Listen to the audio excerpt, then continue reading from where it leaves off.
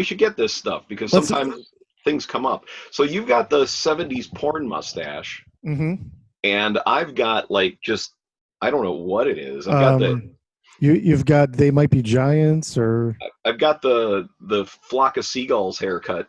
So this is what quarantine is, folks, for Two Kept Men. yeah. We're used to being indoors. We're used to being, unresponsive to society. But yeah, but This. we're just Uh, not looking as good. Look at your eyebrows, dude. I. Like one's facing down, one facing up. It's got a sideways alfalfa on my eyebrow here. Yeah, that's great. It looks like. Well, the thing is, I can't trim it. I need someone to professionally trim it because if I try, it'll just stop right there. Right. Well, that's my point. Is that there is no such thing as professional anything right now. Right. Oh well. Yeah. So life on Dagobah, how is it? Oh, it's it's cold right now because I've got my window open for fresh air. Uh, Um, I think everybody's impressed with your background there. Oh, good. A little arcade system, arcade going on there. Yay. Yeah, I like it. So yeah, what have you been up to in your I've been watching Shudder. Me too. In fact, I'm John Kadolf, one half of Two Kept Men. I'm Dan Carlson, the other half of Two Kept Men, and this is Shudder Club.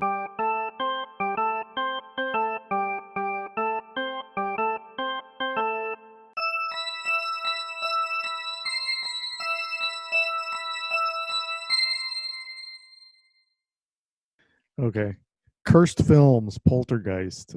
Poltergeist is one of my top 5 favorite horror movies of all time.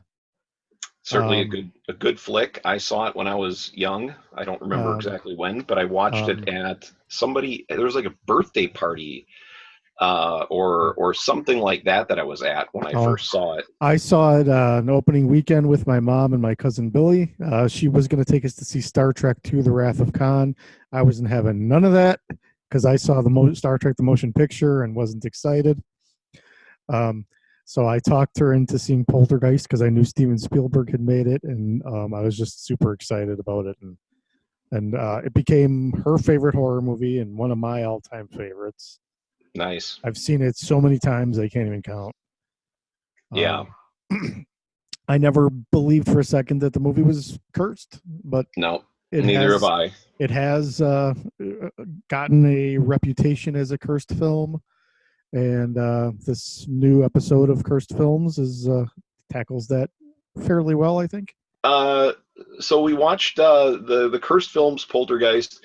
Let's get into a little bit of the of what they wanted to present as the reasoning behind the possibility of this film being cursed. The reasoning isn't really tackled till the end of the episode, but it's the idea that they used real skeletons in the pool scene at the end. Right. Well, not only that, but the reason that they explained as the curse was that they were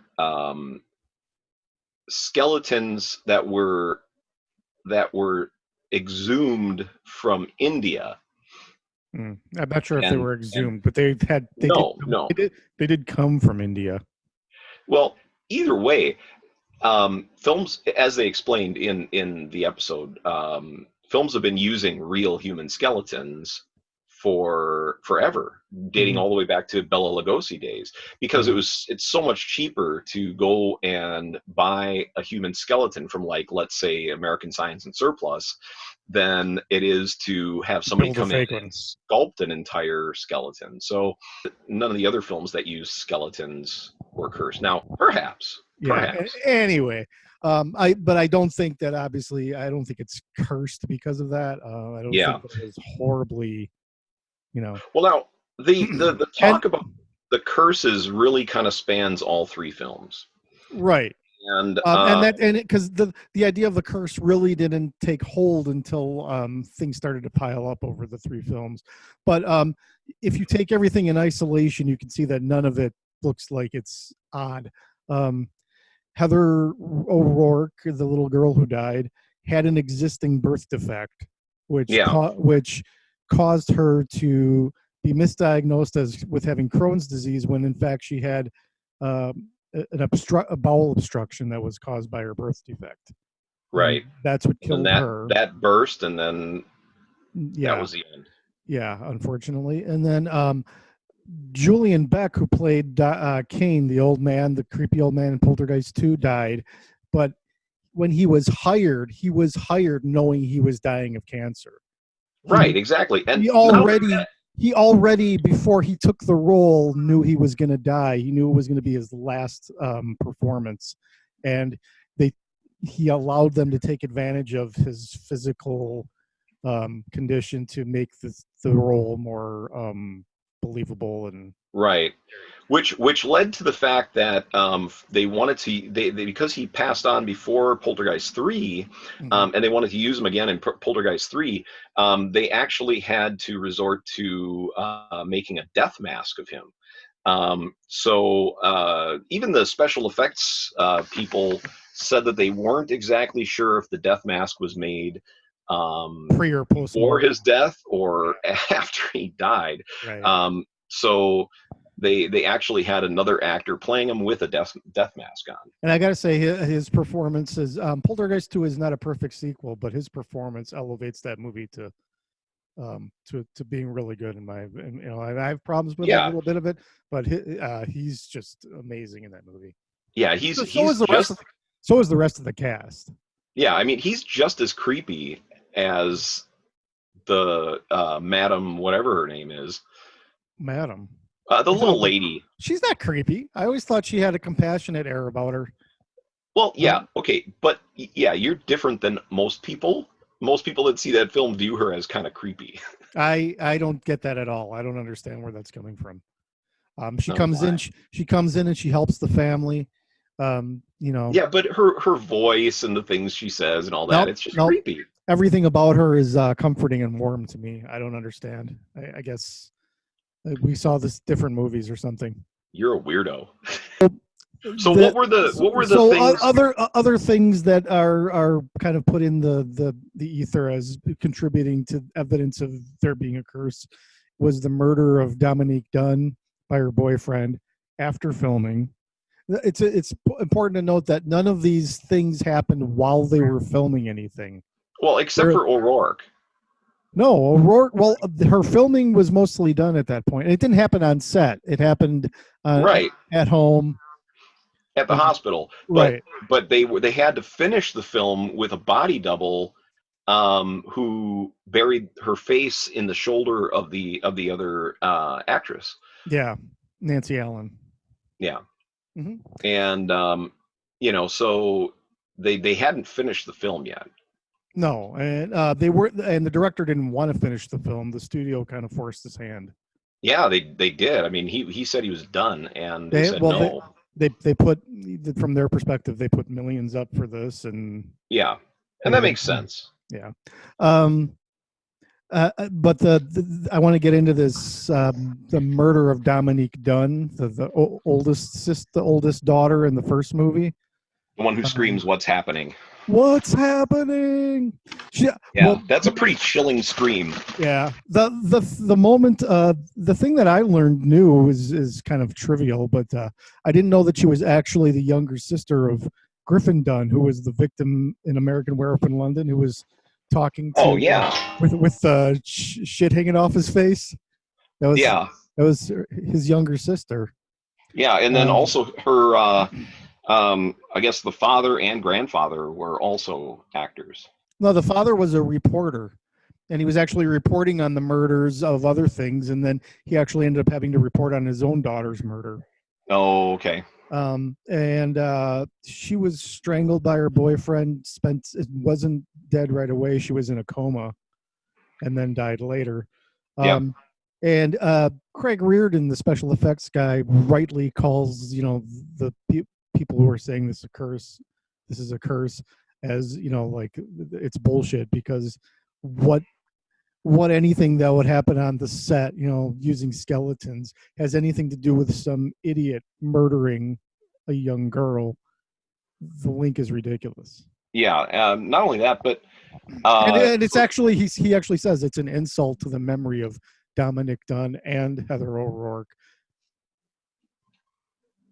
And I'd agree with him. I think I agree as well. It's a reductionist. It's a reductionist kind of approach where you're taking something that where someone was suffering and unrelated to their performance and work, and trying to make some ridiculous connection that helps you sell things, or it's wrong.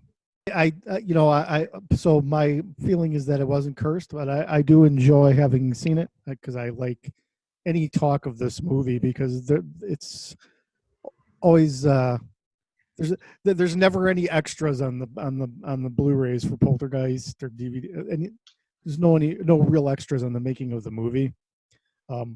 Probably because there was a lot of controversy over who actually directed it.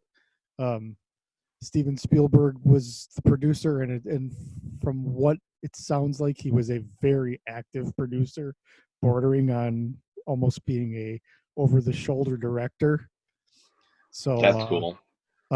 Partially, and if you watch it, to me, it feels very much like a Spielberg movie. I don't know. It doesn't. Yeah, well, it does. I mean, it feels like the Raiders of the Lost Ark of horror movies. Okay, were there any other occurrences during the film that lent to lent to the curse? The shaman, the shaman in Poltergeist, oh yeah, died. But he actually went to the set and did an exorcism. Well, he blessed the set. I don't know if it was an exorcism. Well, that's what they said in the show, is that that he performed an exorcism. Oh, okay. I believe he's a Native American religion. I don't know if they do exorcisms. I don't know. But yeah, I don't know. What do you think? I would have to say not cursed.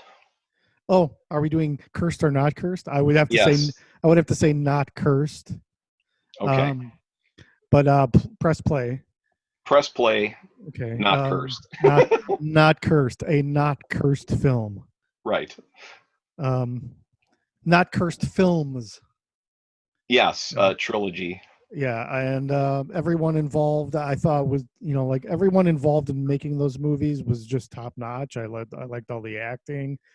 The special effects, of course, were amazing. The music is fantastic.